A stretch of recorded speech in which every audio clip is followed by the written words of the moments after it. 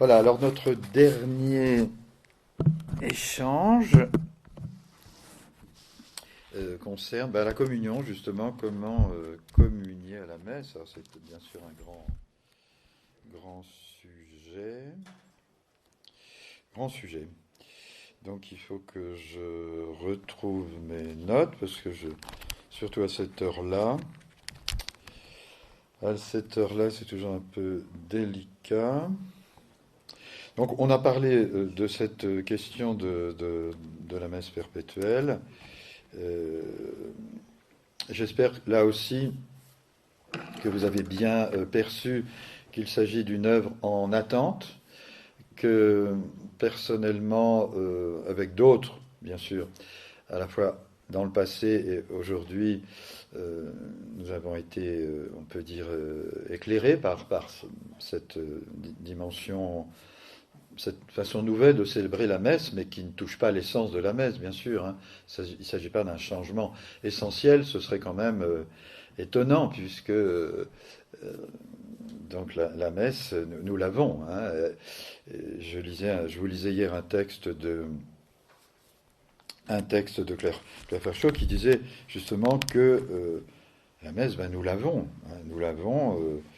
Si nous en vivions à 100%, il n'y aurait même pas besoin de la messe perpétuelle, ou alors, je ne sais pas, enfin, je ne veux pas refaire l'histoire.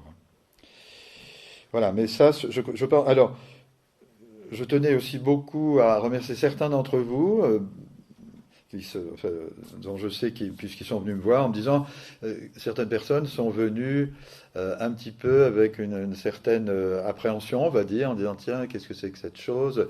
Vous savez qu'aujourd'hui on parle beaucoup d'apparitions privées, révélations privées, etc. Il suffit d'ouvrir Internet pour voir le nombre de... Et là aussi, je pense que vous et moi, nous essayons d'être vigilants.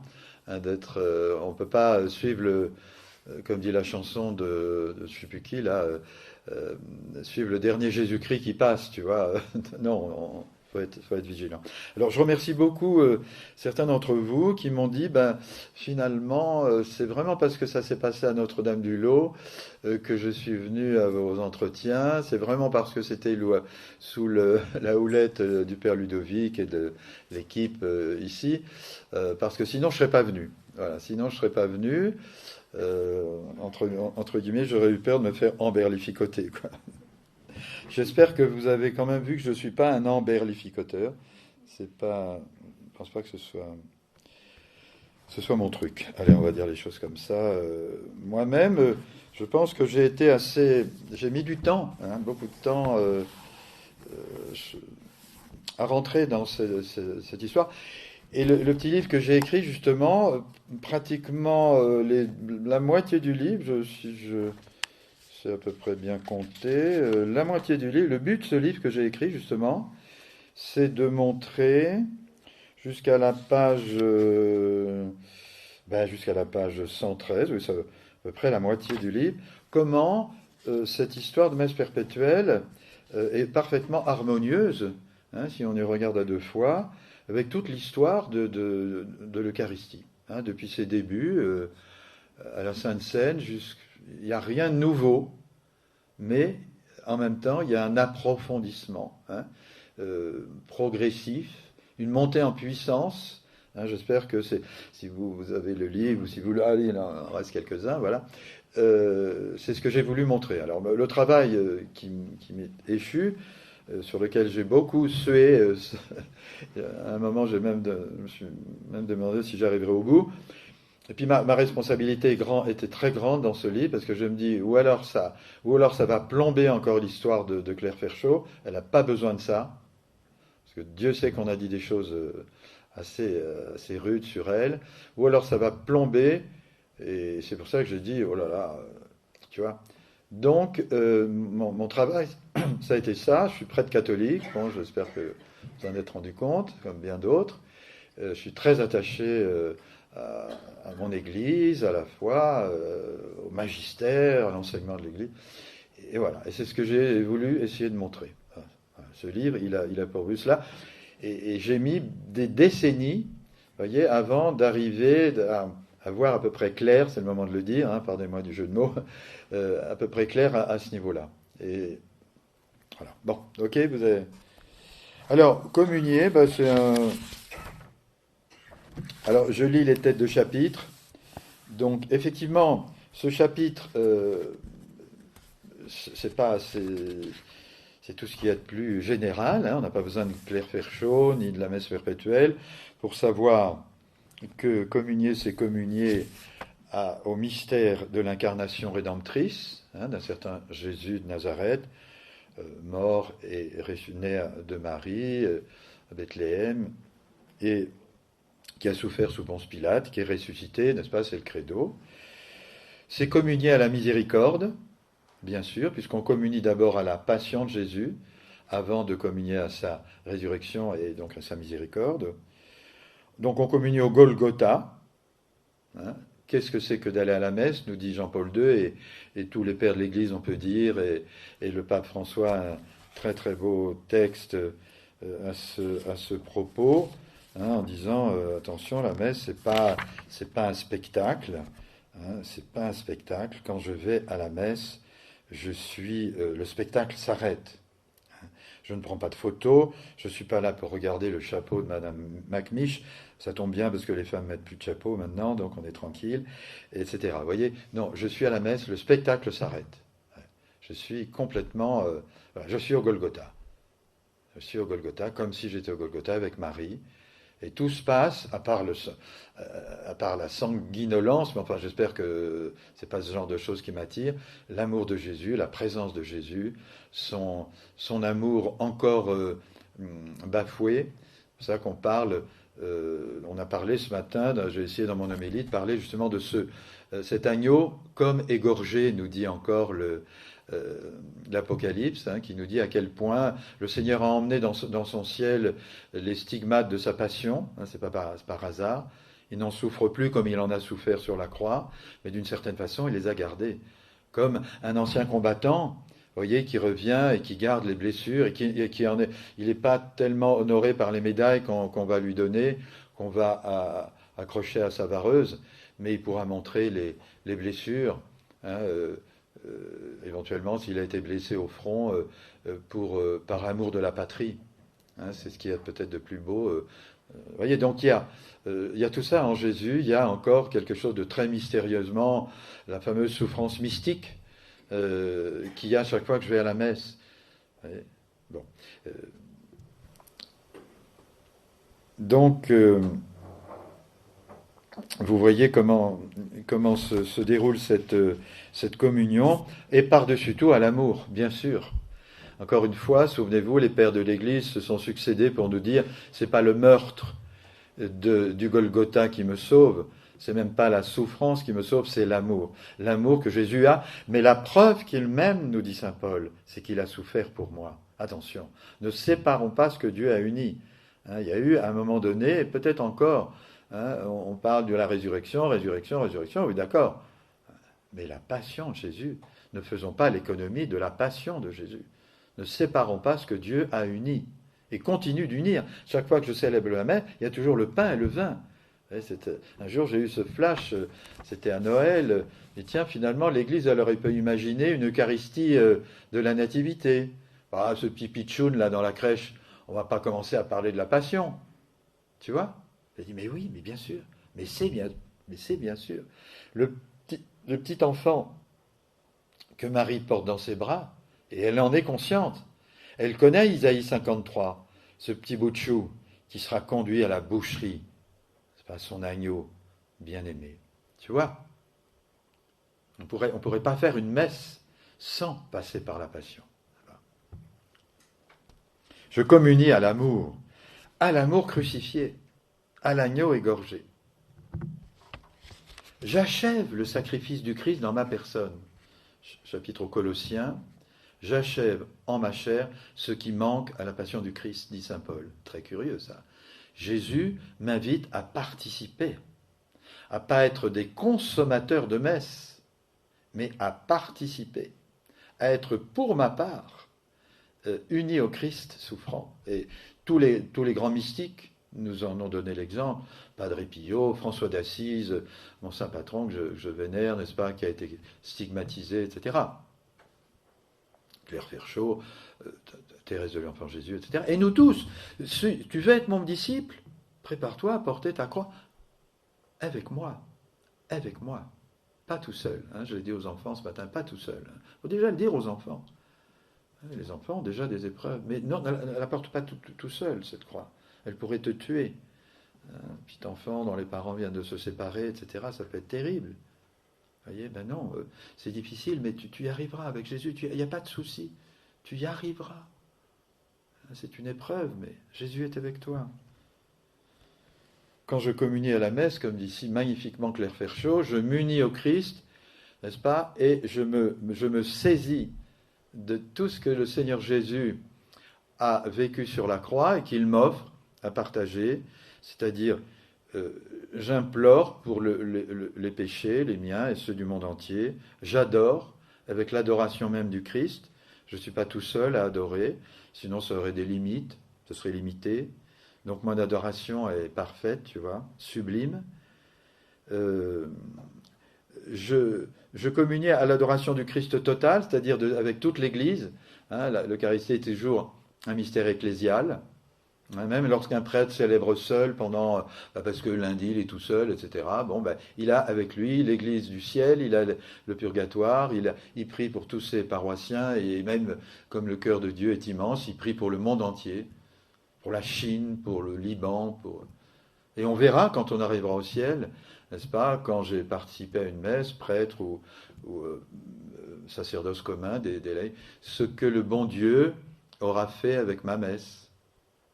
Il aura sauvé telle ou telle personne, il aura sauvé un pays, on n'en a pas conscience, mais c'est énorme, tu vois. Avec une prière unie à celle du Christ. Je communie à la liturgie céleste, ça c'est très beau c'est très très explicite dans l'Apocalypse, chapitre 5, et je m'empare de la messe. Alors là, j'aime beaucoup cette expression paysanne, vendéenne, cette vendéenne, n'est-ce pas? Je m'empare de la messe, elle est à moi. Le bon Dieu me l'a donnée, tu vois. À tel point, quand je communie, je n'ai pas un petit bout de Jésus, je n'ai pas un petit bout de Dieu, car c'est Dieu que j'ai au moment de la communion. Dieu se donne totalement à moi, totalement à moi. Vous vous rendez compte, ma responsabilité est entière, disait le Padre Pio lorsque je célèbre la messe, lorsque je participe à la messe, lorsque je communie à la messe. C'est pour ça que je ne peux pas recevoir, dit saint Paul aux Corinthiens, le Christ de façon indigne, sans m'être confessé, sans m'y être préparé, sans en considérer les conséquences. Oui. Combien de gens m'ont dit, alors je sais que ça peut être parfois un alibi. Je cherche souvent les alibis quand on n'est pas un très bon pratiquant. Mais mon père, moi je ne vais plus à la messe parce que je connais quelqu'un qui va à la messe tous les dimanches et qui ne se comporte pas comme un chrétien ou une chrétienne. Tu vois, c'est peut-être vrai. Ça ne suffit pas. C'est pas un alibi. Alors moi je dis, alors je m'arrange, c'est pas toujours facile de répondre. Bon, écoutez, mais c'est pas une raison. Ah oui, ça peut arriver. Je dis toujours, Adolf Hitler était catholique. Vous le savez ça? Il était autrichien. Il n'était pas protestant, il n'était pas prussien. J'ai rien contre ni les prussiens ni les protestants, bien au contraire, sont des frères, des amis. Vous voyez, mais il était catholique comme nous. Il a eu une éducation catholique, il a fait sa communion, vraisemblablement confirmée. Je crois que sa maman était pieuse. Son papa n'était pas gentil. Je crois qu'il le tapait. C'est pas bien. Bon, ça ne justifie pas tout. Mais voyez, donc là, je provoque un peu, mais c'est vrai. Tu peux être baptisé, eucharistié, confirmé, avoir reçu une éducation chrétienne, avoir communié, et tu peux être Mère Teresa ou Adolf Hitler. Tu choisis. Tu choisis ta route. Si tu communies, il faut que tu suives la route de Mère Teresa. Peut-être pas que tu vas pas avoir exactement une vie comme elle, hein, tu vas pas forcément, mon Dieu va pas te demander de partir à Calcutta. Vous savez, le bon Dieu lui a demandé très tardivement d'aller à Calcutta, hein. Vous connaissez un peu l'histoire de Mère Teresa. Elle était enseignante dans un institut très BCBG, bon chic, bon genre, dans le cadre à l'époque où il y avait encore les Anglais dans le monde entier, là, le Commonwealth et tout. Donc elle enseignait en anglais, etc., dans un institut catho très, très chic, etc. Elle a fait son taf, elle a fait son boulot d'institutrice dans une. Et puis à sa retraite, il s'est passé quelque chose, hein. C'était dans un train, je crois. Tout d'un coup, elle a été flashée. Elle avait 60 ans, tu vois. C'est fou, hein. Et puis après, elle est partie, elle est arrivée à Calcutta, les mains vides. Et elle a dit que son premier malade, pardonnez-moi, hein, mais c'est elle qui le dit, qui pourrissait dans la rue. Parce qu'il n'y avait pas d'assistance publique, hein, dans le contexte réincarnation, métempsychose. Quelqu'un qui est en train de mourir, il ne faut surtout pas embêter son karma, il faut le laisser mourir. Ça fait partie de leur religion, hein. Je ne partage pas ça, vous non plus, j'espère pas, hein. Mais donc les gens meurent dans la rue, en attendant qu'ils se réincarnent. Et tu ne vas pas lui bousiller son karma en essayant de la soigner, tu vois, parce que sa souffrance vient du péché de ses parents, machin truc, tu vois. Et elle est allée, quoi. Elle est allée, un monsieur, il pourrissait, et les vers qui étaient sur lui. Elle est allée, et puis elle est partie en courant. Elle a dit, je pourrais pas, Seigneur, je pourrais pas. Et mon Dieu lui a dit, vas-y, retourne.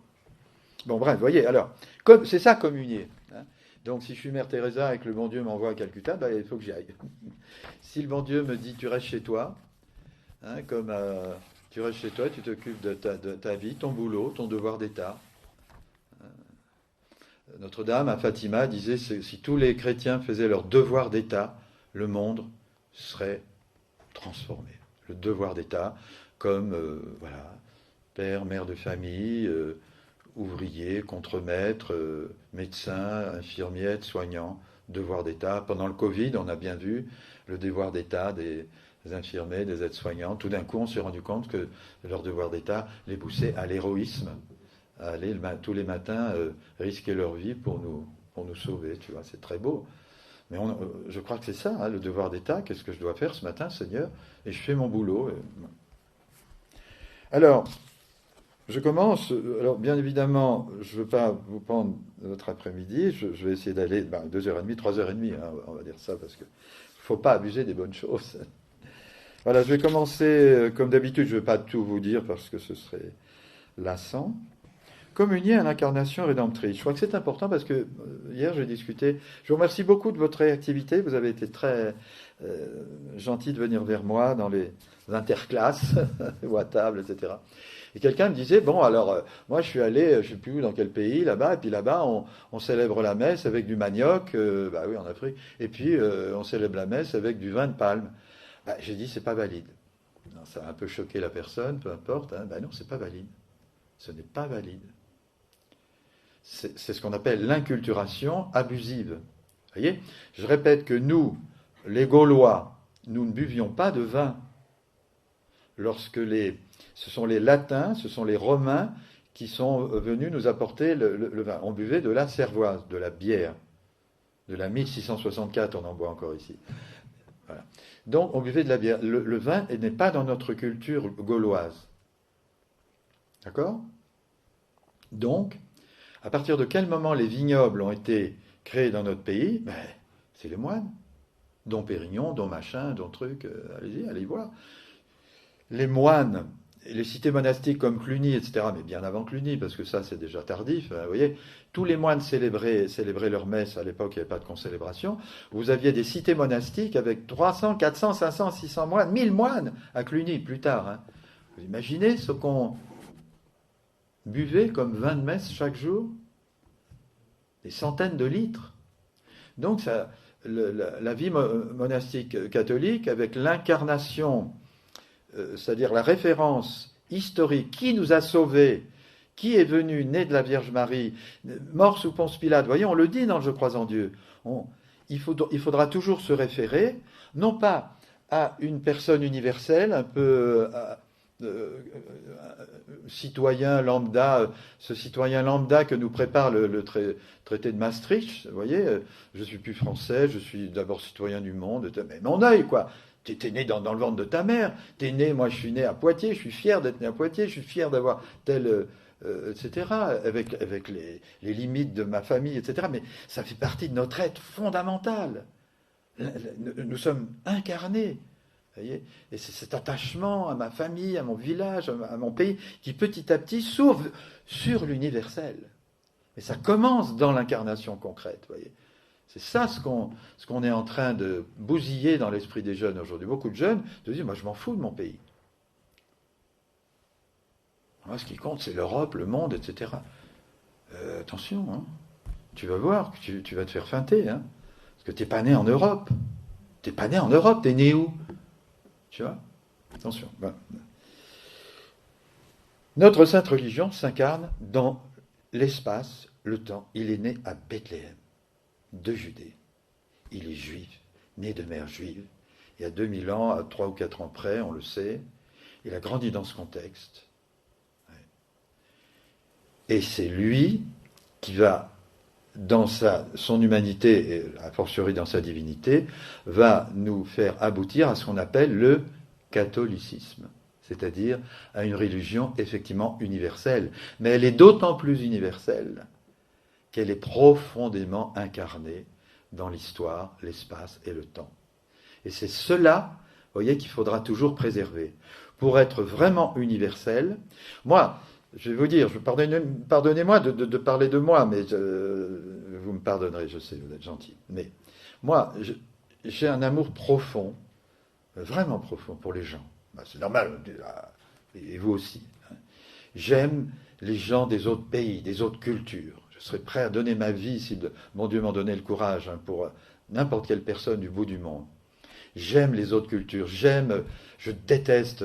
Hein, quand aujourd'hui on nous fabrique un petit Italien qui boit du coca, pardonnez-moi, j'ai rien contre les boudjines, mais qui écoute de la musique américaine toute la journée, c'est terrible ça, tu vois. C'est pas de la faute des Américains, un peu cher, ils sont venus. Alors non, tu vois ce que je veux te dire. Hein, voilà. J'aime vraiment les gens qui sont différents de moi, d'autant plus que j'aime ma culture, que j'aime mon pays, tu vois. La haine de soi aujourd'hui, hein. Vous voyez comme c'est pervers. T'es un catho, hétéro, blanc, t'es pourri, t'as colonisé, t'es abject, oublie ça. Hein, je caricature à peine là. Hein. Moi, c'est l'inverse. Pour moi, ma vie, c'est l'inverse. Je suis fier. Plus je suis fier d'être catholique, plus j'aime les gens, mes frères et sœurs catholiques, bien sûr, mais plus je suis prêt à mourir comme Jésus, hein, pour ceux qui ne le sont pas encore. Voyez, j'espère que vous comprenez ce que je veux dire. Voilà. D'où l'importance, on ne peut pas célébrer la messe, je reviens, avec de l'huile de palme, sous prétexte qu'en Afrique, on ne connaît pas le vin. Voilà. Et on ne pourra pas non plus célébrer avec du manioc, sous prétexte ou en Chine, lorsque la question a été posée par Matteo Ricci au XVIe siècle, je vous en ai déjà parlé, le pape a dit non. Et ce n'était pas un truc de borné. Parce qu'aujourd'hui, on entend ce discours, alors l'Église, elle a loupé la Chine. Aujourd'hui, la Chine serait catholique. Non, la Chine ne serait pas catholique. Elle serait autre chose. Elle aurait fait une petite religion individuelle et portative, comme disait le général de Gaulle. Hein. Individuelle et portative. Elle ne serait pas catholique. Elle aurait inventé ce qu'on appelle une religion locale. Voyez ? Elle existe déjà, d'ailleurs, on l'appelle l'Église patriotique, qui est soumise au pouvoir communiste. Hein. Et ce n'est pas le pape qui commande, hein, c'est le chef du parti, c'est M. Xi Jinping, qui est le pape de l'Église patriote. Vous voyez ? Donc, je réponds à cette question qui paraît anecdotique. Pourquoi on ne peut pas célébrer avec du manioc et de l'huile de palme ? Alors, l'Église est une mère intelligente aussi. Elle sait, par exemple, qu'un prêtre peut avoir un problème de santé. Je sais, moi j'ai des paroissiens par exemple qui ne peuvent pas communier à l'hostie parce qu'ils sont extrêmement sensibles au gluten. Bon. Alors, je les fais communier au précieux sang, un tout petit peu, avec une petite... etc. Il y a aussi des prêtres qui ont eu des problèmes d'alcoolisme. et qui sont ultra sensibles. Une goutte d'alcool peut les faire replonger. Donc l'Église reconnaît à ce moment-là qu'on peut célébrer la messe avec du jus de raisin pas fermenté. Voilà. Un petit peu de jus de raisin non fermenté. Voilà, c'est valide. Parce qu'on se réfère bien au raisin écrasé. Et je vous ai dit cette chose importante aussi, mais ça on peut le retrouver dans le manioc et l'huile de palme, donc ce n'est pas un argument valable pour l'Afrique. Mais il faut aussi que la matière du sacrement exprime symboliquement quelque chose de la passion. C'est-à-dire c'est du blé écrasé, comme Jésus a été écrasé sur la croix. C'est du vin, du raisin qui a été écrasé sous le pressoir de la croix. Donc il faut que la dimension symbolique aussi soit présente dans la matière du sacrement. Pas simplement la dimension objective du pain, du vin, etc., mais la dimension symbolique. Il faut aussi que les signes eux-mêmes nous rappellent la passion de Jésus, d'où consécration séparée du pain et du vin. D'où l'importance de l'incarnation. Ces choses-là doivent être bien claires dans notre esprit. Communier au mystère de l'incarnation, l'Eucharistie est un prolongement dans le temps et l'espace du Verbe incarné Jésus-Christ. La messe, c'est Jésus-Christ, y compris dans sa dimension judaïque, hébraïque, fils de Marie. Il a bu du vin, modérément. Il a célébré la messe avec du pain et du vin. Azime en plus. Alors, attention aux prêtres qui s'ouvrent de faire plus copain, célèbre avec une miche de pain. Non, normalement, non. Pour bien signifier ce que Jésus a voulu, que le pain que les Juifs consomment pendant la semaine sainte, pendant la Pâques, c'est un pain différent de celui qu'un Juif va manger à midi. Voyez, donc pain azime, sans, avec tout le symbolisme des azimes, méfiez-vous du levain des pharisiens, etc. Il y a tout un symbolisme ici. Donc attention aussi à ces prêtres, disons-le, qui mettent une miche de pain sur l'autel. Bon, je sais bien, moi ça m'est arrivé d'oublier les hosties. Je jette la pierre à personne. À ce moment-là, j'ai dit aux paroissiens, help, au secours, apportez-moi du pain, j'avais pas d'hostie. Bon, mais j'ai fait très attention aussi aux miettes de pain, parce que je te dis pas, les miettes. Or, sous chaque miette de pain, il y a la présence réelle, qui peut se retrouver à partir piétinée. J'ai vu ça aussi, moi. Y compris les gens qui communient par intinction et qui ne font pas attention, et des gouttes de précieux sang qui tombent par terre. J'ai vu ça, je me suis même engueulé grave avec mon curé une fois. Je ne dis pas où c'est. Vous ne le saurez pas. Voilà. Je dis ça, jamais je le ferai. Je veux bien qu'on communie par intinction. Au contraire, il faut normalement communier sous les deux espèces, si c'est possible. Mais pas comme ça. On va faire hyper gaffe, quoi. Hyper gaffe. C'est le sang, c'est pas un symbole. Même s'il y a une partie symbolique, je vous l'ai dit tout à l'heure, c'est le corps de Jésus, c'est le sang de Jésus qui est par terre. Oh. Il y avait un musulman un jour qui a dit, qui n'était pas chrétien encore, il dit, mais qu'est-ce que c'est que ce bout de pain que vous mangez là? Alors le prêtre lui explique, je crois que c'est Guy Gilbert qui lui a dit, eh bien, c'est le corps du Christ. Vous croyez que c'est le corps du Christ? Et c'est qui le Christ? C'est le Fils de Dieu, de Marie, le Fils de Dieu, d'Allah. Oui, de Dieu. Dieu, il y a un seul Dieu, oui, d'accord. Et vous croyez que c'est vraiment le corps du Christ? Moi, si je le croyais, j'irais en rampant à l'hostie, façon de dire, tu vois. Je m'écraserais, je serais... Vous, des fois, on a l'impression que vous allez recevoir une chips. Il y a des façons de communier un peu désinvoltes. Attention. Attention. La petite fille de la paroisse de Barcelonnette, je vous en ai parlé souvent de ma petite fille. Qu'est-ce que c'est? Qu'est-ce que c'est que ce monsieur-là? Il a fait une longue génuflexion, etc. Il a reçu l'impression qu'il recevait le bon Dieu. Ça tombe bien, c'est le bon Dieu. Ah bon? Tu vois, se faire poser la question, qu'est-ce que c'est? Mais qu'est-ce que c'est? Si tu vas recevoir ça comme si tu recevais une chips, il n'y aura jamais la question, qu'est-ce que c'est?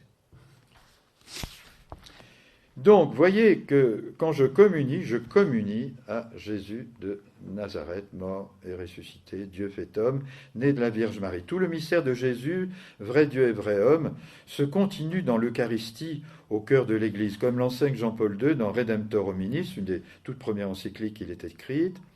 Le Fils de Dieu ne s'est pas incarné pour quelques années. L'incarnation rédemptrice est la clé de voûte et le centre du monde, de tout l'univers. Incarnation rédemptrice, incarnation dans l'espace et le temps. Voilà. Ainsi le Christ demeure-t-il toujours présent au monde pour continuer à achever par son corps mystique ce qui est l'Église, etc. Ok ? Donc je vous laisserai lire. C'est long, alors je vais pas vous raser. Hein. Mais effectivement, les seules paroles que nous ayons de Jésus pendant ces 30 premières années sont celles-ci, prononcées à l'âge de 12 ans. Je ne sais pas pourquoi tout d'un coup. Je vais lire et puis je vais m'arrêter un moment parce que sinon je vais vous gaver. Alors Jésus est le chef, la tête de l'Église. On est bien d'accord là-dessus. Hein, donc, effectivement, il y a une dimension. Jésus initie la dimension universelle de notre sainte religion. Hein. Et c'est pourquoi d'ailleurs l'Église dont il est la tête est catholique. Et c'est pourquoi il y aura, à l'intérieur du mystère de l'Église catholique, une juste place pour ce qu'on appelle l'inculturation. L'inculturation, ce sera de prendre en compte la hiérarchie, parce que ça c'est le rôle du pape, des évêques, des prêtres, et puis de la communauté qui réfléchit, conduite par l'Esprit Saint. Hein, c'est pas que le pape, que les évêques. Hein. Voilà. Est-ce que telle coutume de tel pays peut être intégrée dans une Eucharistie ? Oui, si c'est harmonieux avec le mystère de l'incarnation. Non, si ça ne l'est pas. Pendant longtemps, lorsque les jésuites sont arrivés en Chine, on s'est rendu compte du culte des ancêtres. La question a été posée à Rome par les jésuites, est-ce qu'on peut intégrer chez nos chrétiens baptisés, etc., le culte des ancêtres ? Réponse de Rome, c'est-à-dire l'Esprit Saint au travers de l'Église, oui, s'il n'y a pas une idolâtrie du défunt, tu vois. Parce que vous savez que l'idolâtrie, dans le livre de la sagesse, commence, je n'ai pas les références, mais vous pourrez aller les chercher, c'est dans le livre de la sagesse, l'idolâtrie commence par l'invocation des morts. L'invocation des morts, dans laquelle le démon s'engouffre pour immanquablement nous suggérer une dimension divine du défunt. C'est-à-dire qu'on invoque le défunt comme s'il pouvait décider de mon avenir. Et cela, c'est le privilège de Dieu. Hein. Le simple fait de consulter son horoscope, de consulter les astres, de rentrer en communication avec les défunts, est déjà un acte idolâtrique. Même si explicitement, j'en ai pas conscience. Parce que par ce simple fait, j'accorde au défunt une vertu qui n'appartient qu'à Dieu. C'est-à-dire de décider, tu vois, Dieu seul sait ce qui se passera demain, tout en me laissant totalement libre. Pas la cartomancienne, pas mes défunts, tu vois, même pas les anges, même pas mon ange gardien. Vous savez, je vous ai parlé des anges gardiens, je vous ai dit qu'il y avait un saint qui l'a vu, il était tout rachitique, parce qu'il ne le faisait pas assez travailler. Une autre chose, c'est, quand on a un ange gardien, c'est pas Dieu. On peut idolâtrer un ange, attention. Non. Dans l'Apocalypse, à un moment, l'ange apparaît. Non, ne te mets pas à genoux devant moi.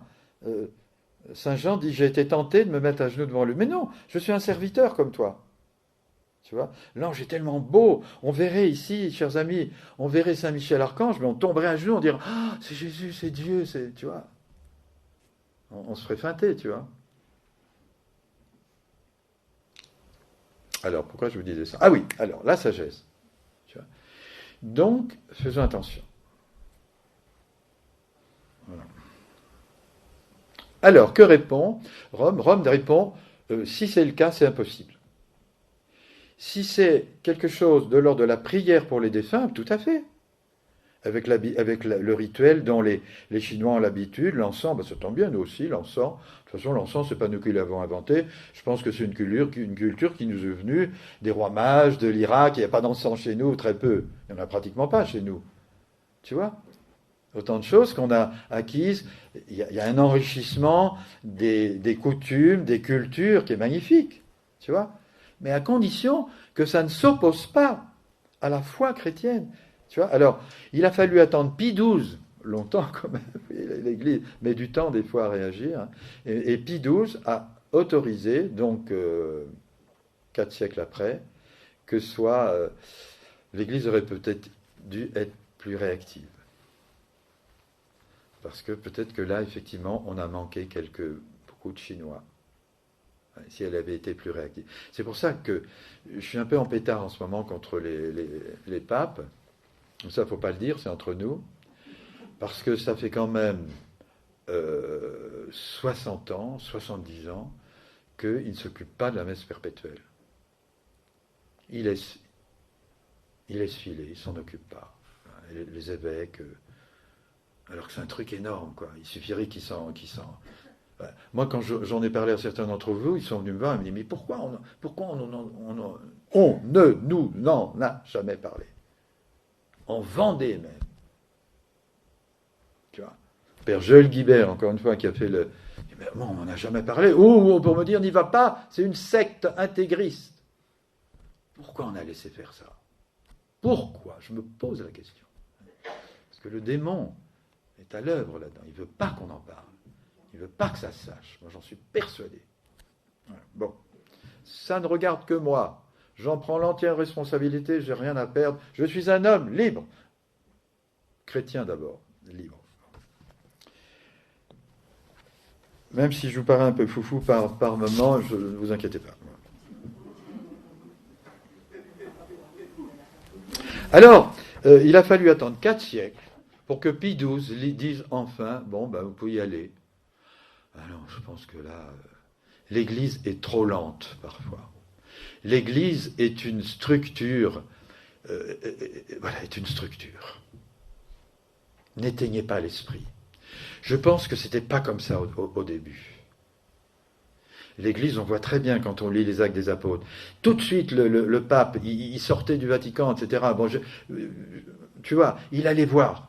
Tiens, Corneille, là-bas, il paraît qu'il a demandé le baptême. C'est pas possible, c'est un païen, etc. Je sais pas, va voir. Tu vois, Pierre, il va voir, il dit, non, je peux pas ne pas le baptiser, tu vois.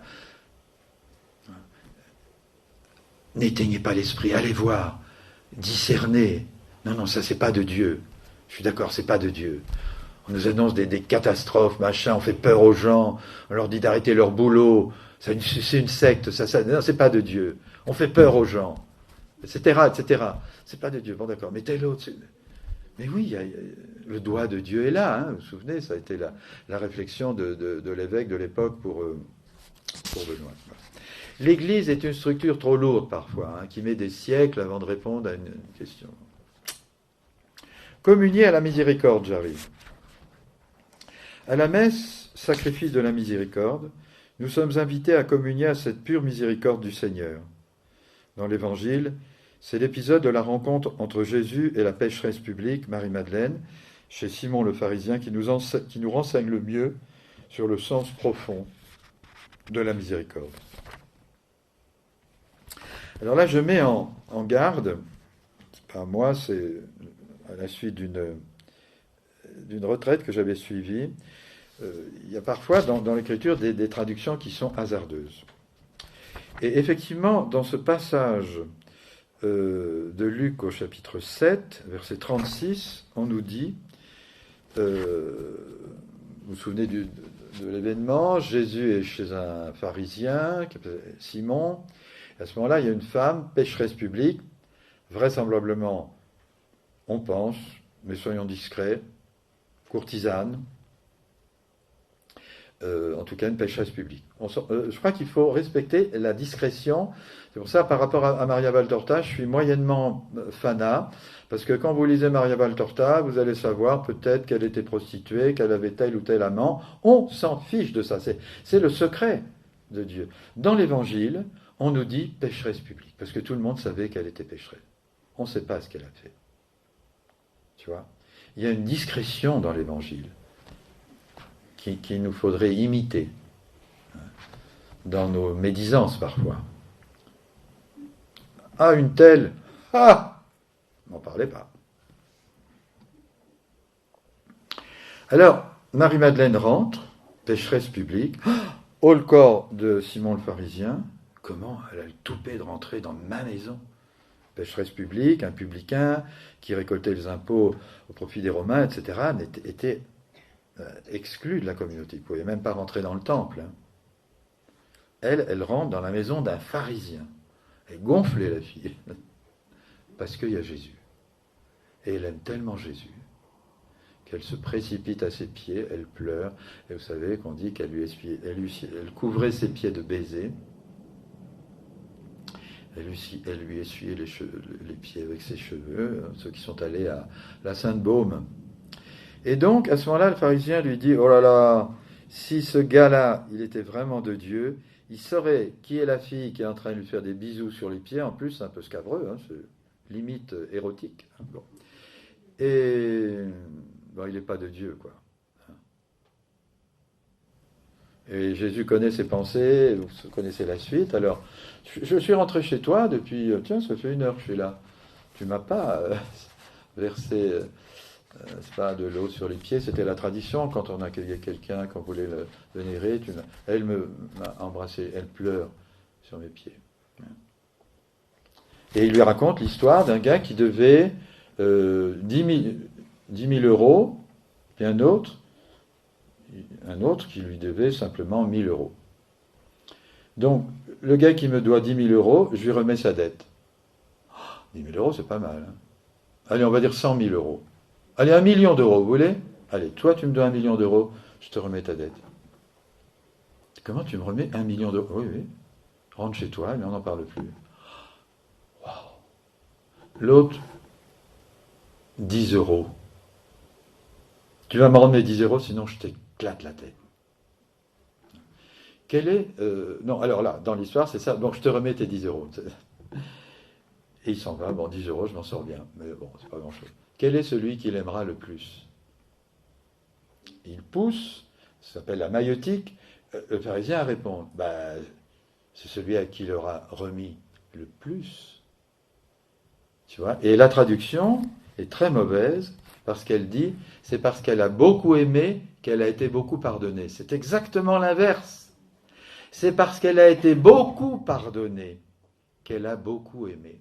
Tu vois, s'il y a dans l'évangile d'aujourd'hui une mauvaise traduction est très grave, parce qu'avec une traduction comme ça, on ne peut plus comprendre la miséricorde. Vous voyez, c'est cette fameuse hérésie d'une miséricorde qui n'est pas basée sur le pardon des péchés, dont je vous ai bassiné et seriné les oreilles depuis 5 jours.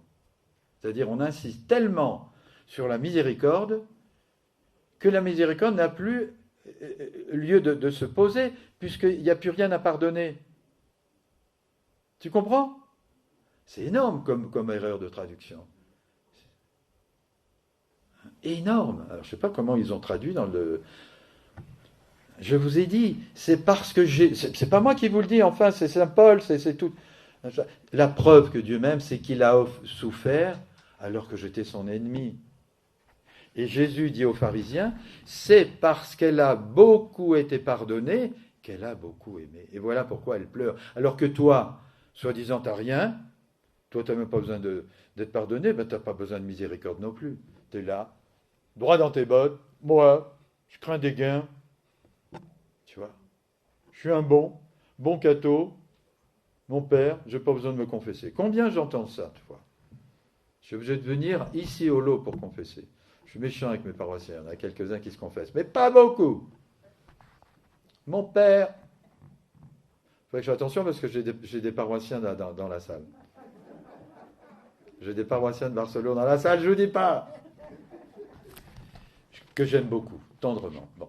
Mais des fois, je les gourmande un peu en leur disant, n'oubliez pas Mais mon père, la miséricorde. Mais j'ai dit, la miséricorde, elle se base sur quoi? Si tu n'as rien à pardonner, c'est comme si tu vas chez le médecin et que tu dis, docteur, je suis en pleine forme. Et le médecin te dit, ben continuez. Vous n'avez donc pas besoin de mes services. Donc vous voyez ce que c'est que la miséricorde? Je communie, comme Marie-Madeleine, à la miséricorde du Seigneur, à condition... Alors, je ne vais pas m'imaginer des péchés, il ne faut pas tomber dans l'excès inverse. Je vous ai supplié combien de fois de rester, vous l'êtes, mais je me supplie moi-même, de rester dans le juste milieu. Hein, ces gens qui sont tout le temps fourrés au confessionnal, qui sont... Ah non, non, la bigoterie, non, je vous en supplie. Ne soyons pas des bigots. Rien ne ressemble plus à un mauvais chrétien qu'un bigot chrétien. La bigoterie, tout le temps fourré chez les curés, tout le temps fourré dans... bon, non, attention, devoir d'État, chers amis. Je vais puiser dans ce que l'Église me donne, dans ce que les prêtres me donnent, parce que c'est les prêtres en dernière analyse dont j'ai besoin, d'où l'importance des vocations. Je vais chercher la miséricorde, je vais chercher le pardon, je vais chercher Jésus, je vais chercher l'enseignement, etc. Au lot, je passe une semaine, et puis après, je suis propulsé dans mon devoir d'État, dans la vie politique. On a prié ce matin pour les... J'ai été très touché que les évêques commencent à se réveiller. Hein. Pas trop tard, pas trop tôt. Ils commencent à se réveiller. Alors, il faut prier pour ça. Parce que là, hein, si la GPA passe et tout... Et si les évêques n'ont pas bougé le petit doigt, parce que c'est le boulot des évêques, ça. Hein. Moi, en tant que petit curé de paroisse, etc., je peux seriner toute la journée ça dans ma paroisse. Bon, les gens, ils vont... Mais ça n'aura pas d'impact, si tu veux. Mais si un évêque parle, je suis désolé. Hein. Madame Veil, à la veille, seulement de le dire, de la loi Veil, qui devait être dissuasive, vous voyez ce qu'elle est devenue aujourd'hui, une fille qui hésite à avorter, on va plutôt lui pousser dans le dos. On a supprimé même la semaine qui lui permettait de faire une réflexion. La petite semaine que le législateur avait prévue, une semaine ou 10 jours, je ne sais plus, mais ce temps où elle pouvait dire, avant de poser un acte quand même que les médecins considéraient comme grave, a été supprimé. Vous vous rendez compte ? Jusqu'où va le vice du législateur, soi-disant. Vous voyez ? Donc, alors, Madame Veil avait dit, parce que c'est passé, nous, c'est passé pendant le Covid, là, quand on n'a pas fait gaffe, tu vois, et là, c'était passé, il y avait très peu de députés, mais il y en avait quelques-uns quand même. M. Chirac s'était levé la nuit, hein, quand il a reçu un coup de téléphone en pleine nuit, pour dire, viens vite, c'est pas sûr que ça passe, la loi Veil. Il s'est levé la nuit, M. Chirac, pour venir soutenir, n'est-ce pas, la loi sur l'IVG. D'accord ? Et donc, Madame Veil a dit le lendemain, si les évêques avaient bougé, ça ne serait pas passé. Et ils n'ont pas bougé. Eh oui, c'est ainsi. Un seul a bougé, beaucoup, héroïquement. C'était l'évêque de Rome, qui s'appelait Paul VI, qui a écrit Humanité, et qui n'a pas été suivi à l'époque par l'épiscopat français, globalement. Merci Saint Paul VI. Communier au Golgotha. Pour Saint Paul, connaître le Christ avec la puissance de sa résurrection implique aussi la communion aux souffrances de sa passion, en étant conformé à sa mort dans l'espoir de parvenir à ressusciter d'entre les morts. Philippiens chapitre 3, verset 10. La foi dans le Christ est une grâce, dit encore saint Paul aux Philippiens. Mais c'est aussi une grâce qui nous est offerte de souffrir avec lui. Voilà, celui qui veut être mon disciple, qu'il prenne sa croix, n'est-ce pas, et qu'il me suive, jamais seul la croix. Vous vous rendez compte le nombre de gens aujourd'hui qui portent des croix seuls, parce qu'ils ne connaissent pas Jésus, tu vois. Pardon ? Il y en a d'autres qui ne connaissent pas du tout Jésus non plus, qui ne savent même pas que Jésus est là avec eux quoi, dans la souffrance. Hein. Jésus ne nous laisse jamais seuls, quelle que soit ma religion, même si j'en ai pas du tout. Jésus est toujours auprès de ceux qui souffrent. Enfin, tu vois. Et le dire à un musulman, même s'il n'y croit pas, mais tu sais, Jésus est avec toi, Dieu est avec toi, mais il ne te laissera jamais tomber.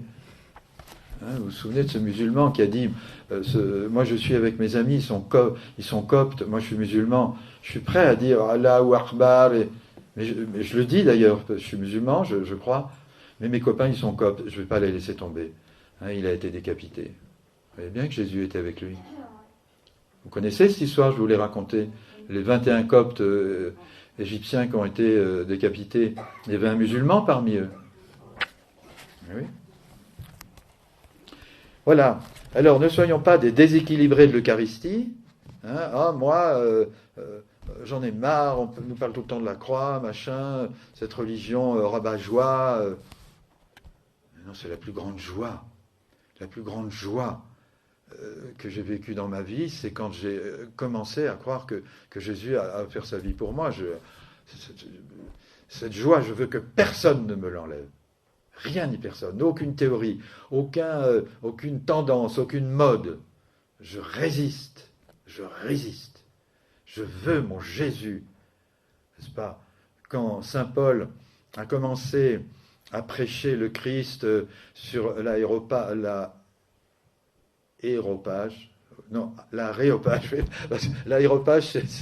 c'est pour les avions, bon.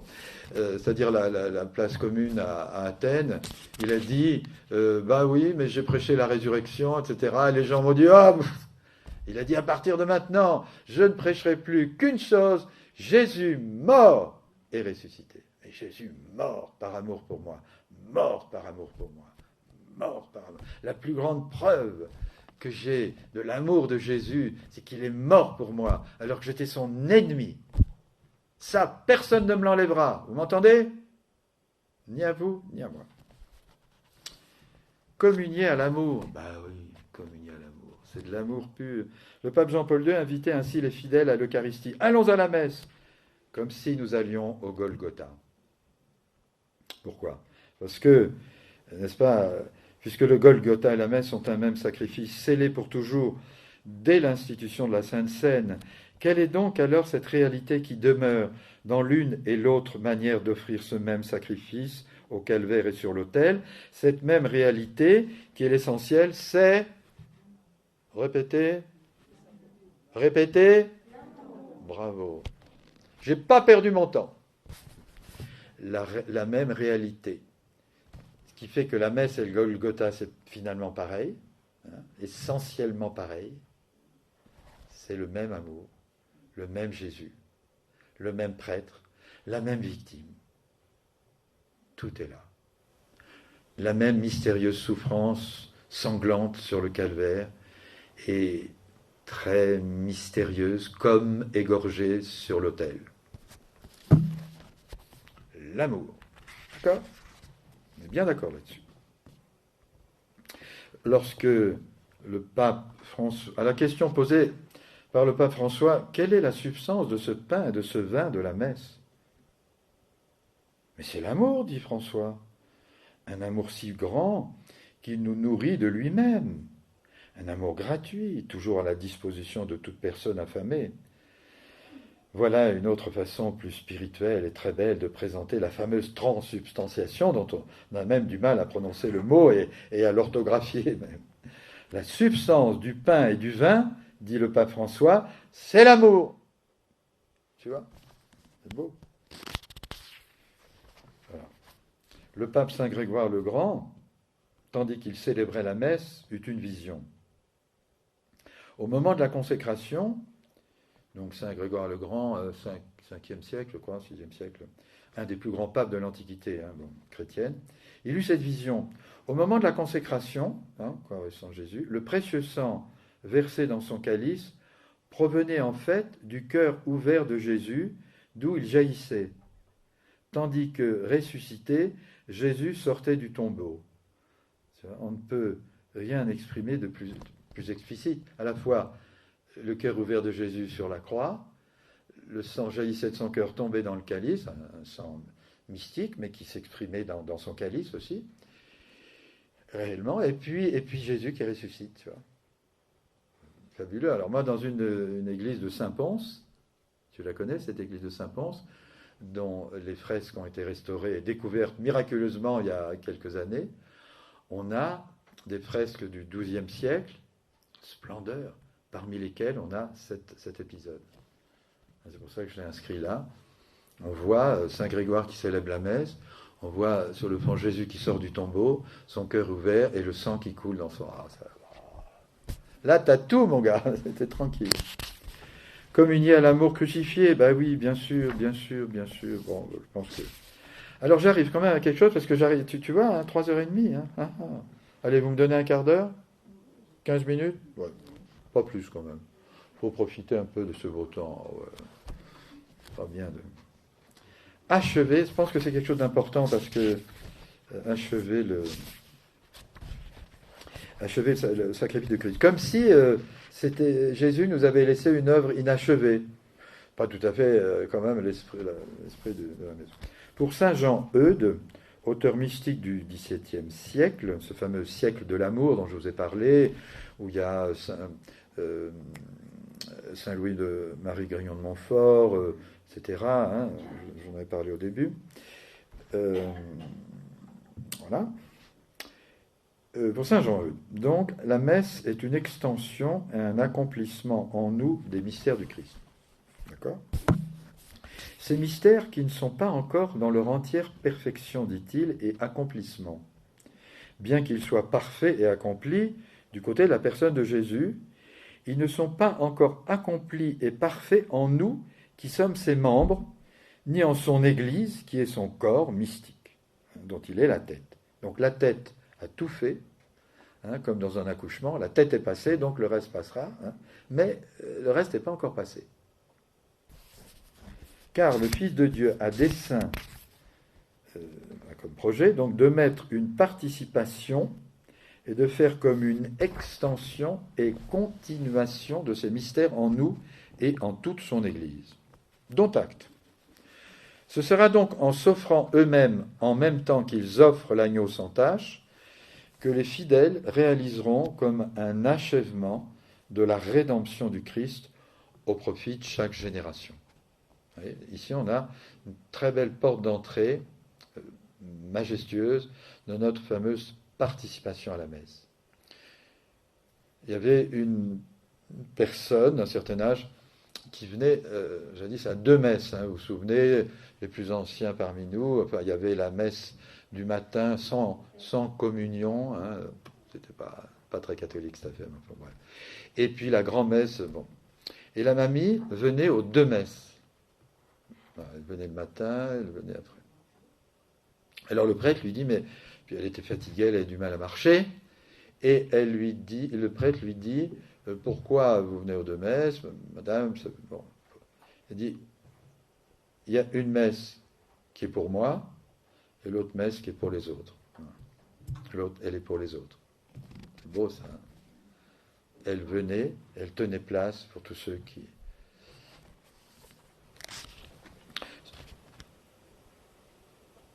Pour Paul, participer à la messe, c'est effectivement compléter en sa chair ce qui manque aux souffrances du Christ pour son corps qui est l'Église. Colossiens chapitre 1, verset 24. Jean-Paul II commentera ainsi cet audacieux passage de la lettre aux Colossiens dans son encyclique Salvifici Doloris. Écoutez ce que dit le pape, c'est très très beau, très théologique, très mystique. Hein, c'est un pape mystique, vous le savez. La rédemption accomplie par le Christ ne serait-elle pas complète ? Non.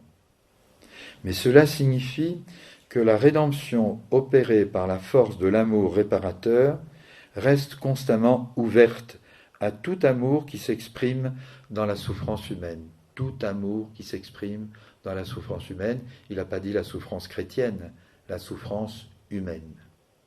Donc tu vois, la messe est ouverte sur la souffrance du monde entier. Petit enfant dans tel ou tel pays, martyrisé, peu importe sa religion. Nous sommes universels, alors là, oui, nous sommes universels. Catholiques, universels. Incarnés, mais universels. Tu vois? Puis Jésus, il ne va pas lui dire « T'as souffert, toi, mais t'es pas baptisé, allez, casse-toi. » Vous voyez Jésus dire ça? Pas possible. Pas possible. Hein. Alors, je sais bien que dans l'évangile de ce matin, il y en a un qui a voulu rentrer sans la robe nuptiale. Il ne faut pas s'imposer non plus. Tu ne peux pas rouler des mécaniques quand on va arriver devant le bon Dieu, tu sais, à la fin de notre vie. Ce ne sera pas le pape, ce ne sera pas mon Seigneur, ce ne sera pas mon voisin, c'est moi qui serai devant Jésus. C'est moi qui serai devant Dieu le Père. C'est moi qui serai devant... Je ne vais pas avoir peur. Je vais vers mon Père d'amour. Mais je ne vais pas rouler les mécaniques. Hein. Je ne vais pas dire au bon Dieu, dis donc, viens là. Je ne ferai pas le petit malin. Hein. Ce ne sera pas possible. Tu vois. Voilà, me semble-t-il, ce que veut dire cette parabole. Celui qui veut s'imposer à Dieu, c'est pas possible. On ne s'impose pas à Dieu. Là, tu vois, il y en a un qui a essayé de le faire. Ça lui a coûté très cher. Il s'appelle Lucifer. Il n'en est jamais revenu. Voilà. C'est pas cette route qu'il faut prendre. On ne peut pas s'imposer à Dieu. On ne peut pas dire, moi, Dieu, j'en ai rien à secouer, ou peut-être, mais c'est moi, Dieu. C'est moi qui décide de tout, du bien, du mal. J'entends des choses comme ça aujourd'hui, hein, des gens qui s'imposent. J'espère qu'ils auront que le bon Dieu, oui, le bon Dieu leur donnera toute chance hein, de changer d'état d'esprit. Ce n'est pas un état d'esprit qui peut pas marcher. Alors, écoutons Jean-Paul II. Il me reste 10 minutes. La rédemption accomplie par le Christ, voilà, je les agis. Cela signifie, vous voyez, que c'est ouvert sur toute souffrance humaine. Le Christ a opéré la rédemption entièrement jusqu'à la fin. Tous les péchés jusqu'à la fin des temps. Tout est accompli, dira-t-il, sur la croix au moment de rendre l'esprit. Mais en même temps, là on peut l'utiliser, le Seigneur n'a pas voulu mettre un terme à la rédemption dans le sens où il a voulu rester ouvert à toute souffrance. Tu vois ? À toute souffrance subie et à toute souffrance assumée. Subie dans le sens où quelqu'un souffre tellement qu'il n'en peut plus, et assumée dans le sens où je souffre et le bon Dieu me donne la grâce de souffrir avec lui. Et ça, c'est notre rôle, à nous les croyants. Tu vois ? Pour porter la souffrance de ceux qui n'ont même plus la force de la porter. Parce que ils n'ont pas une éducation religieuse, etc. Mais on sera avec eux, tu vois. Et on va participer avec le Christ consciemment. À l'autel, ma responsabilité est entière. Que je sois prêtre ou participant dans l'Assemblée en tant que corps du Christ. Le Seigneur n'a pas voulu mettre un terme à la rédemption, vous voyez. Cela semble faire partie de l'essence même de la souffrance rédemptrice du Christ que de tendre à être sans cesse complété. Très beau. Tous ces grands mystiques, vous voyez, qui ont vécu cela, qui devenaient, tu vois, Claire Ferchaud disait 350 000 messes par jour, 4 élévations par seconde. La messe, c'est toute ma vie. Elle était scotchée à la messe. Ces petites sœurs qui ont vécu avec elle, que j'en connais plusieurs, qui me disaient... Alors je leur disais, alors, mais Claire, qu'est-ce qu'elle faisait, etc. Elle vous a parlé de ce qu'elle vivait? Jamais. Elle nous en a jamais parlé. Elles ont découvert ça après sa mort, tu vois, ses écrits, etc. Bon. Mais je dis, mais comme vous n'en aviez pas un peu l'intuition, si elle disparaissait à certains moments, elle rentrait dans sa cellule, sa chambre, etc. Tu vois, elle était absorbée, ce qui n'empêchait pas ensuite de redescendre. Il y avait des moments où elle était tellement scotchée au mystère sacrificiel de la messe, tu vois, qu'elle était complètement... elle ne pouvait pas faire autre chose, tu vois. Et à d'autres moments, donc, le Seigneur permettait ensuite qu'elle revienne, qu'elle fasse son... C'était une personne paysanne, très rigoureuse. Il fallait que chaque chose soit à sa place. Elle nous a formés, c'est pas, elles avaient un ouvroir pour pouvoir vivre, bien sûr. Elles ne vivaient pas de mendicité. Donc, à toute œuvre, comme la paysannerie de jadis, hein, vendéenne ou pas vendéenne, où toute chose doit être propre, bien faite, la couture, le la bugée, hein. Vous savez ce que c'est que la bugée en poitevin, la bougada en provençal, c'est quoi? Tu sais ce que c'est que la bougada? Ah, quand même, tu devrais le savoir, c'est la lessive. La bugée en poitevin. C'est là où je vois que moi, je suis assez content parce que j'aime beaucoup le midi de la France, dans lequel je vis. Mais au sud de la Loire, c'est déjà la Languedoc. Parce que ma grand-mère, elle disait, je vais faire la bugée. Et quand je suis arrivé à Barcelonnette, on m'a dit la bougada, la bougada. Mais je dis, mais j'ai déjà entendu ce mot-là, la bougada. Ouais, c'est la lessive, en catalan, en Languedoc. Vous saurez tout sur ma vie, hein, y compris la lessive. Hein.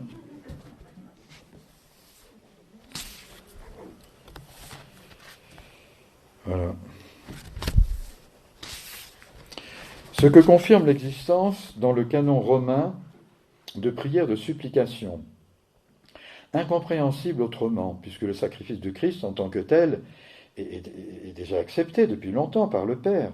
Et pourtant le prêtre, dans ce canon en particulier, hein, très précieux, supplie ainsi, Père infiniment bon, toi vers qui montent nos louanges, nous te supplions par Jésus-Christ d'accepter et de bénir ces offrandes saintes. C'est curieux, comme si ce n'était pas encore accepté. Voyez la subtilité du canon romain, c'est-à-dire, je crois qu'on ne trouve pas ça dans les autres à ce point-là. Hein. Premier canon, donc des 4 prières eucharistiques, donc où le prêtre, donc le corps du Christ, supplie pour que le sacrifice soit reçu. C'est le mien. Voilà pourquoi le Padre Pio dit, ma responsabilité est entière, c'est mon sacrifice, on peut dire c'est ma messe, unie à celle du Christ, bien sûr. Bon, c'est acquis, pour le Christ c'est acquis. Et je m'y unis, mais je m'en empare. Je m'empare de cette place que le Seigneur, dans sa délicatesse, m'a réservée. Je ne suis pas un consommateur de religion, je ne suis pas un consommateur des messes. Oh mon père, je ne vais plus à la messe, vous ne savez pas pourquoi? Oh, combien de fois je suis allé à la messe quand j'étais petit, machin, chez les bons pères, messe à 6h du mat, c'est vrai que c'est pas terrible ça, hein. D'avoir obligé des gamins à se lever à 5h pour aller à la messe, ils ont pris une drôle de responsabilité, nos anciens, hein, de la rendre odieuse. Ah ben oui, mais la bonne dame, odieuse. Odieuse, en un seul mot, pas oh Dieu. Je rigole. Non, ne rendons pas la messe odieuse. Si un enfant est fatigué un matin, eh bien, maman chérie va lui dire, mon petit chéri, tu vas rester te reposer. Voilà. Pas tous les dimanches. Vous voyez ce que je veux dire? Faisons attention. Ne rendons pas Jésus odieux. O-D-I-E-U-X. Et notre sainte religion odieuse. On a pu le faire. Tu vas pas à la messe, je t'en fous une dans la... Hein, tu vois. Les claques que j'ai reçues, moi. Aïe, aïe, aïe. Pas terrible. Alors, il me reste 5 minutes, des questions, des suggestions, parce que, écoutez, vous lisez mon bouquin, il en reste encore quelques-uns pour la maudite somme de 18 € que vous mettez dans la boîte, si vous voulez, sinon vous le volez. Mais vous allez avoir des problèmes là-bas avec madame, parce qu'elle est vigilante. Elle est très vigilante. Bon, des petites questions.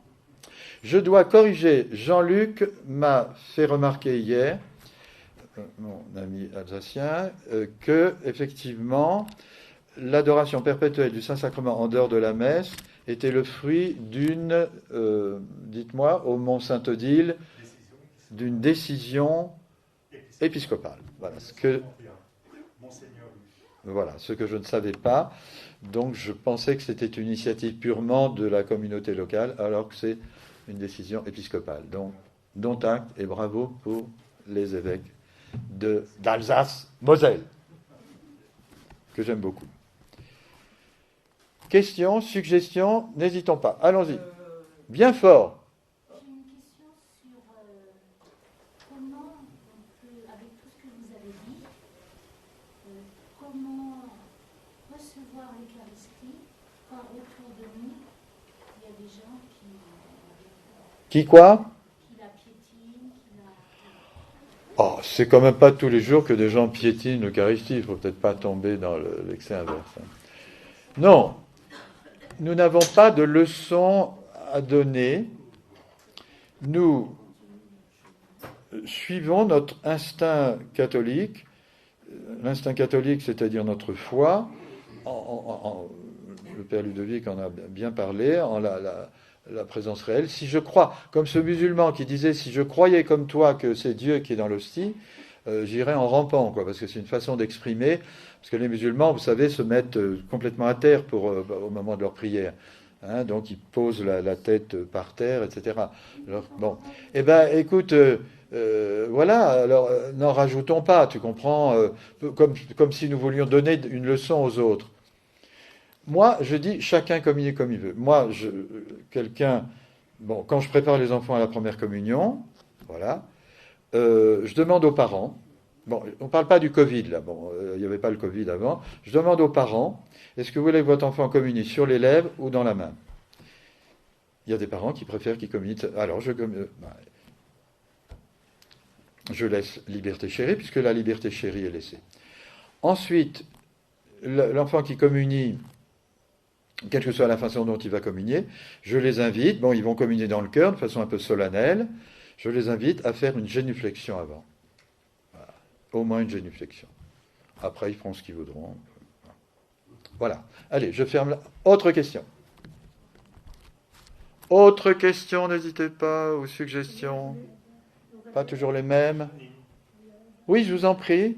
J'aimerais bien vous dire que chez nous, à Liège, la fête du Saint-Sacrement est très importante. Et à Liège même, à la cathédrale, tous les jours, il y a l'adoration pendant 2 heures. Et quand c'est la fête du Saint-Sacrement, pendant une semaine, il y a de l'adoration partout, dans toutes les églises. Et notre évêque est très, très... attentif à cela, voilà. Voilà, donc un élément de réponse par rapport à votre question. Je crois effectivement que l'adoration du Très Saint Sacrement, qui a été introduite dans l'Église catholique à partir du XIIIe siècle, je vous ai expliqué tout ça dans le bouquin, c'était une révélation privée, tiens, encore une, qui a commencé à une sainte Germaine du Mont-Cornillon, en Belgique, chez toi, Janine. Eh ben, tu vois, voilà. Et donc, elle a dit ça à son évêque, elle a dit ça à son père spirituel, qu'il a dit à l'évêque, qu'il a dit... Et puis, un des évêques qui en avait entendu parler a eu la bonne idée de devenir pape un jour. Quand il est arrivé au Vatican, qu'il s'est allongé dans son lit au Vatican, il a eu un songe, où il a vu, effectivement, ce que la sœur lui avait dit, qu'il manquait une fête, et donc il a institué la fête du Saint-Sacrement. Et donc, c'est ce qui a... Ça a fait un barrage à une première... un premier mouvement protestant, si on peut dire, une première contestation de la présence réelle, par un certain Béranger de Tours, qui était un moine catholique. Plus tard, ce sera Martin Luther, qui était un moine catholique, qui en remettra une couche, mais cette fois-ci beaucoup plus importante, hein, où les protestants nieront la présence réelle. Soit dit en passant, pardonnez-moi de vous dire ça, j'ai rien contre la communion dans la main. J'explique quand même, j'ai tout un chapitre là-dessus. Donc là, je mets le Covid entre guillemets. Mais vous savez comment la communion dans la main a été donnée au tout début dans l'histoire de l'Église? Je vous invite à lire ce passage. Les paroissiens avaient un corporal sur les mains. Voilà. Ils ne recevaient pas la communion directement sur la main. Et puis, ben oui, mais c'est comme ça. Non, mais écoute, laisse-moi terminer, madame. Ils avaient un corporal sur les mains. Et donc, après, quand les chrétiens sont devenus de plus en plus nombreux, alors il fallait purifier le corporal. D'accord? Tout un bazar. Ce qui fait que ce matin, il y a quelqu'un qui est venu avec un bout de tissu. Je lui ai posé l'hostie dessus. Bon, très bien, il a communié comme ça. Bon, après, je lui ai dit, purifiez votre corporal. Et il n'a rien capté. S'il est là, excusez-moi. Il me dit, non, il est béni. Mais ça n'a rien à voir. Si tu communies sur un corporal, tu refermes le corporal et tu le purifies à la maison. C'est-à-dire, tu le plonges dans l'eau et tu jettes l'eau dans la terre. Voilà, c'est ça, purifier incorporel. Mais ça n'a rien à voir. Un linge béni, s'il y a des parcelles dessus, c'est pas parce qu'il est béni que les parcelles vont, tu vois. Bon. Grâce à Dieu, les hosties suffisamment compactes ne laissent pas de traces. Bon. Mais il y a des hosties, je peux vous dire, il y a des hosties extrêmement, extrêmement friables, les papes en parlent, hein, où il y a des parcelles partout. Hein. Donc, quand est-ce que l'Église a renoncé à la communion dans la main? Quand elle s'est rendue compte qu'il y avait de plus en plus de possibilités de faire en sorte que des parcelles tombent dans la main ou tombent à terre. Donc, l'Église arrête cette façon-là et instaure la communion dans la bouche. D'accord? Et quelle est la première communauté qui va, sous prétexte de nier la présence réelle dans l'hostie? C'est Calvin. Calvin va dire, à partir de maintenant, nous allons communier debout et dans la main pour bien montrer que ce n'est pas le corps du Christ. Ça, il faut le savoir. Ça ne veut pas dire que tous les gens qui communient debout, ne me faites pas dire ce que je n'ai pas dit. C'est l'histoire à connaître. Hein? Donc ça veut dire quoi? Ça veut dire debout dans la main, ça ne suffit peut-être pas. Et ça répond un petit peu à la question de Madame au fond. Manifestons, normalement, la liturgie catholique aujourd'hui ne nous dit pas « va debout et dans la main », elle nous dit « quand tu communies, soit dans la main, soit dans la bouche, manifeste par un geste adapté. Si tu as des rhumatismes, tu ne peux pas faire la génuflexion. Si tu n'en as pas, tu peux faire une inclinaison profonde, mais manifeste par un geste,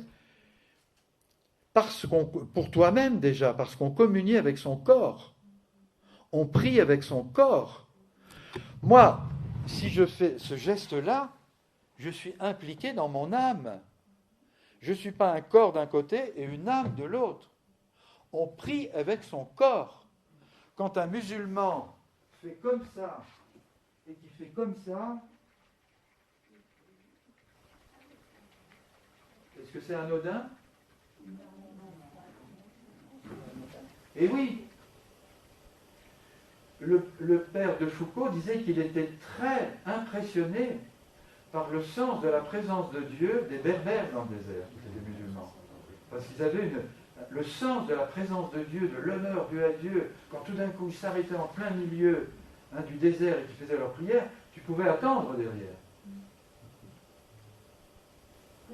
Moi, je vais même vous dire que j'ai retrouvé la foi catholique, vous ne savez pas comment, à la prière du Muezzin. J'étais étudiant, je me posais des questions, je termine là-dessus parce que maintenant... et je suis allé faire un voyage un peu initiatique. Donc je suis parti de chez moi, l'Espagne, le Maghreb, je suis arrêté au Maghreb et je me suis arrêté... Alors, un jour, je vais acheter des légumes et puis tout d'un coup, qu'est-ce que je vois? Je vois disparaître le monsieur derrière le comptoir, un comptoir assez haut. J'ai attendu 10 minutes. J'ai attendu 10 minutes. Un moment, j'ai dit, il a dû aller dans son verger, aller chercher les tomates, tu vois. Non, il était derrière, il priait. Ça m'a... J'arrivais du quartier latin où j'étais étudiant en mai 68, hein, vous voyez le truc? Choc culturel, quoi. Voilà. Le lendemain matin, à 5 heures du matin, je ne sais plus, le Muezzin, j'habitais juste à côté de là, me réveille. Voilà. J'ai dit, le Muezzin, il réveille, les musulmans, ils prient, j'ai prié aussi. Et là, Jésus m'a foudroyé, voilà, pour toujours. Donc, vous voyez, ce grand respect que j'ai pour la religiosité, quelle qu'elle soit. Hein.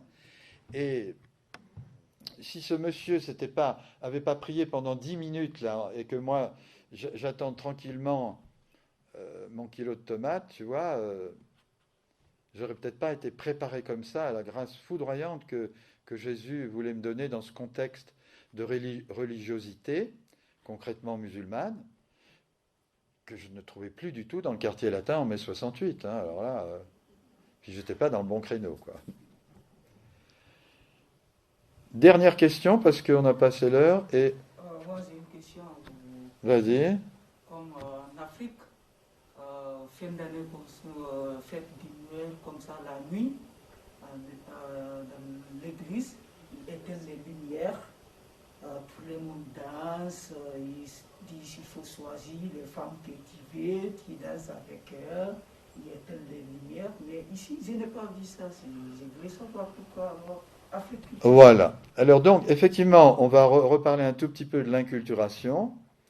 L'inculturation des personnes africaines, hein, noires, quelle que soit la nuance de noir, ont une façon de s'exprimer extrêmement corporelle, quoi, hein. Nous, on est plus des cérébraux. Effectivement, dans toutes les traditions, je lisais un psaume ce matin pendant les matines, on dit béni soit le Seigneur par la danse. Dans la tradition hébraïque, on danse. On danse avec la Torah. Le jour de la fête de la Torah, il y a une danse rituelle.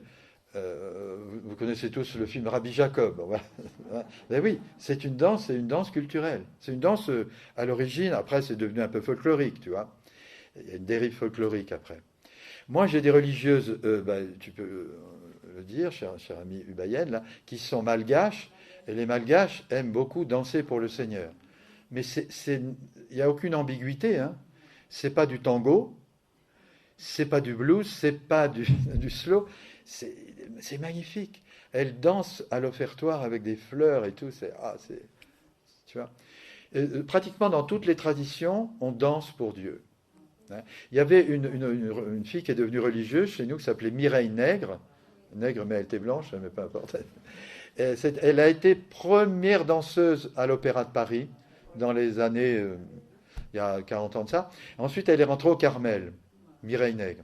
Elle est restée 10 ans au Carmel et elle a eu une espèce d'intuition de dire mais non, mais il faut que la danse redevienne une façon de louer le Seigneur.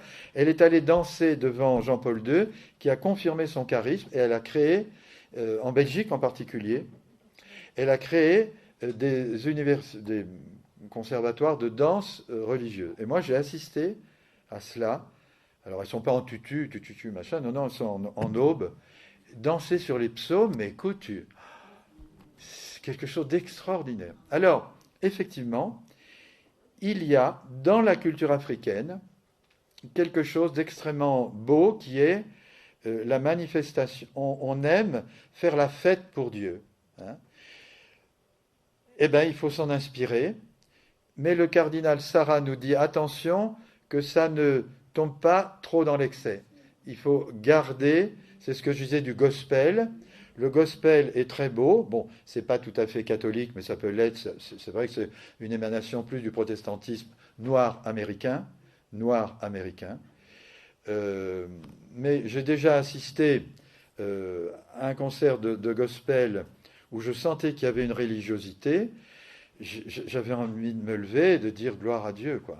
C'est très clair.